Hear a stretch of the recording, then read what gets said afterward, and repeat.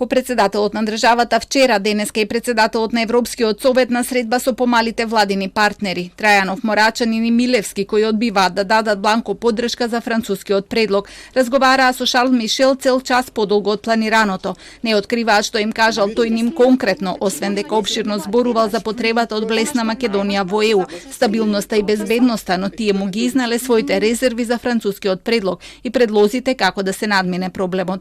Кажав резерви околу тоа дека билатералните прашања наметнати од Бугарија дека не треба да бидат во преговарашката рамка, а сите други сега договори што се, не знам, вклучително и протоколот, треба да бидат сите обврски на реципрочна основа. Зборував и за тоа дека треба Европската унија да се заложи одлуките на Страсбург да се имплементира од страна на Бугарија.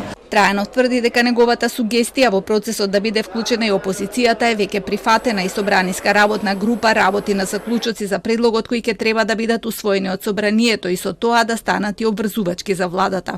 Мојот напор што беше овие неколку дена да се вклучи опозицијата во сите овие процеси и мислам дека оваа работна група што сега се формира во парламентот и што работи практично веќе има драв заклучици, веројатно тие ќе се согласуваат и мојата силна интенција определба е да овие заклучици да бидат прифатливи и се разбира за сите пратеници со поширок консензус. Продолжувањето на процесот на усогласување на протоколот за Трајанов значи дека повторно ќе заседава Советот на ЕУ и има уште простор за модификации и за корекции на францускиот предлог. Ги негира обвинувањата дека помалите партии ова го прават за лични и партиски интереси и дека се пазарат со владините партнери.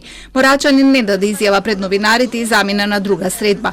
Милевски пак кој за модифицираниот предлог не е категорично против како за првичниот. Имал и посебна средба со Мишел, но не сака да коментира ништо додека не заврши консултативниот процес и не ја видат билатералната рамка и обврските кои Македонија ќе треба да ги исполни.